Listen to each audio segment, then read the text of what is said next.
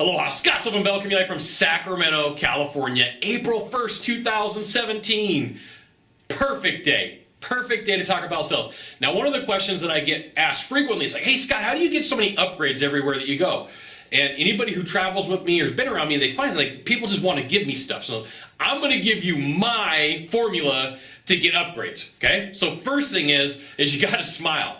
And you're like, what, really? Yep, I promise you. You know, if you get on an airplane, you get on a tram, and you see what's going on, most people just have like this look on their face like, they're not happy wherever they go. So like when they meet the person at the front desk, when they meet the bellhops, when they meet anybody from the hospitality industry, there's just this sad look on their face. Like, who wants to deal with that? So the first thing is smile, okay?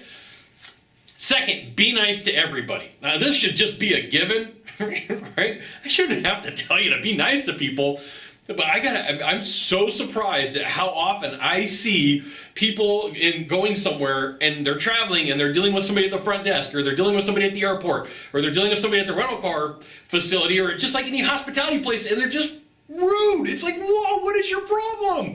This person has the ability to make or break your day, and you're going to be rude to them? No. Now that's silly. You shouldn't do that, okay? That's just crazy, all right? Third, use the person's name if possible, okay? Use a person's name if possible. Now, there's a couple different ways that you could do this. Most places have a name tag. You might have been told that you're going to be meeting with Jim. Whatever it is, see if you can use the person's name tag. So I'm going to let you in on my super secret tip on how to get places and do stuff, right? So as I'm walking up to a desk, I'm looking at the ground for a second just to see what's around me, and then I look up, and as I look up, I'm scanning the name tag. Now, if it's a different name or an unusual name, it may take me a couple of different seconds, but when I walk up and I greet the person, I smile, and I say their name. I'm like, hey, how's it going today? And I'm very friendly, very friendly. And, you know, almost every time that somebody says, what are you here for? My answer is, I'm here for the party, right? So like, what are you here for? I'm here for the party. Doesn't matter what I'm here for, and it usually gets a laugh, okay? Talk to the people like you're a friend. So I'm at a hotel last week. I am in Las Vegas. I'm at a hotel, and they got a good amount of space between people, but the guy next to me was totally upset about something. I don't know what it was. Whatever it was, he was really upset, and he was being very mean to the person behind the desk, so much so the manager came over and was like, what is going on over here? And it was like something that you or me would find very trivial, but this guy was just really freaking out, okay? So talk to people like they're a friend. And this is like a secret inside the secret. If something goes wrong, be patient. That person that you're dealing with knows when something went wrong, and almost everybody gets upset. So I'm in Honolulu for the beginning of the New Year's, and the hotel totally screwed up on my room. No problem, right? I get this. I travel. It's supposed to happen. So I'm like, okay, whatever. I'm sure that whatever you're doing, you're going to take care of it. We're going to be cool. And the guy looked at me and was like, man, what's wrong with you? You should be screaming and yelling at me like everybody else. I'm like, no, I travel enough to know that things go sideways. So if something does go sideways, just be very patient. If you start yelling, chances are really good that person's not going to want to deal with you, okay? Now, if the person does something cool for you, recognize and thank them. They're like, hey, you know what? We're going to upgrade you to this suite. All right, cool. Recognize and thank them. Okay. Now, if they don't upgrade you, ask them very politely. Ask them very politely. Hey, do you happen to have any upgrades or specials? Right? Do you happen to have any upgrades or specials? That's all you got to ask. Hey, you know what? Hey, Jim. Do you happen to have any upgrades or specials today? And then you can anchor them if you know how to anchor. So, Jim, do you happen to know if there's any upgrades or specials today? Because that'd be really cool. Okay, you can anchor them and then just ask. Have the conversation. And then last of all, you got to know that the hospitality industry, not everybody gets paid a ton of money. So a lot of people live off the upgrades.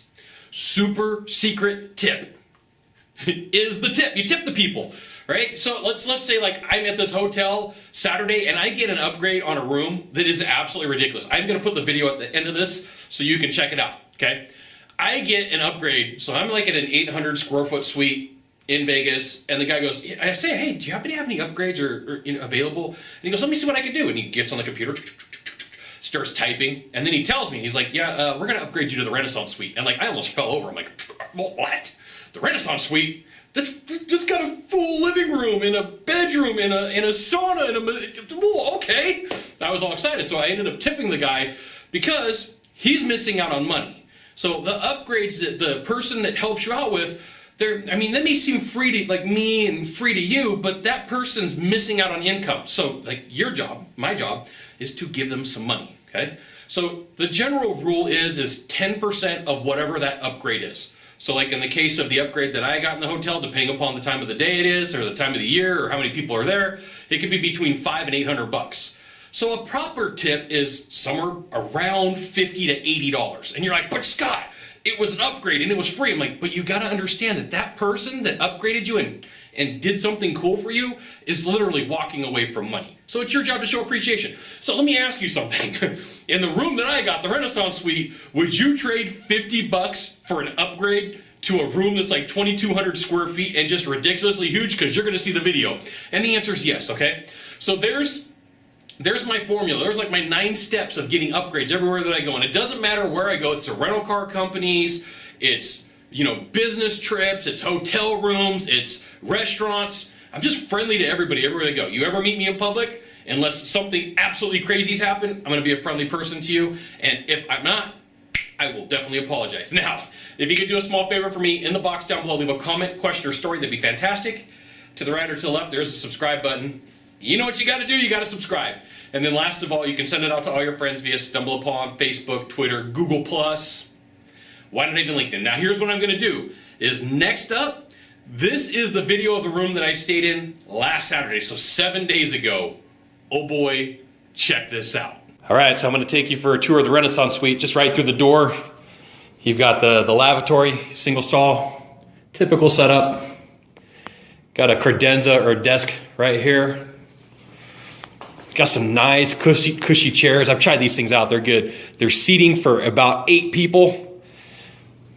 TV, I'll pan the room for you, so check this out, this is amazing.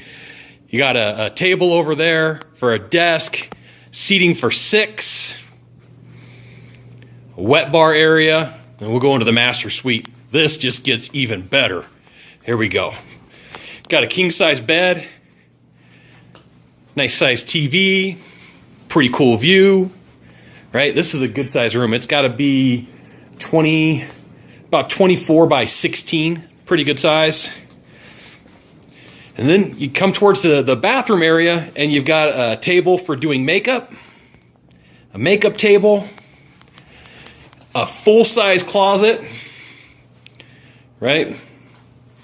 And then check this out. You got a full-size bathroom, and then you have a mysterious bidet. That would be a bidet right there. I'm not showing you video how that thing gets used. Got a bathroom area, tub, good-sized walk-in shower, another sink area. Hey, look, a robe. Got the robe. But check this out. Are you kidding me? Look, I've got my own workout room. Got some mirrors. Hey, there I am. And then there's a sauna in this room. I couldn't believe it. There's a sauna in here, right? Seating for 2. Nice size of room. And then to spin this around full circle, you got another lab area, single stall. Here, let's turn the light on so you can check this out. There you go. Right? And there is a phone in there. I don't know who you'd call, but there is a phone.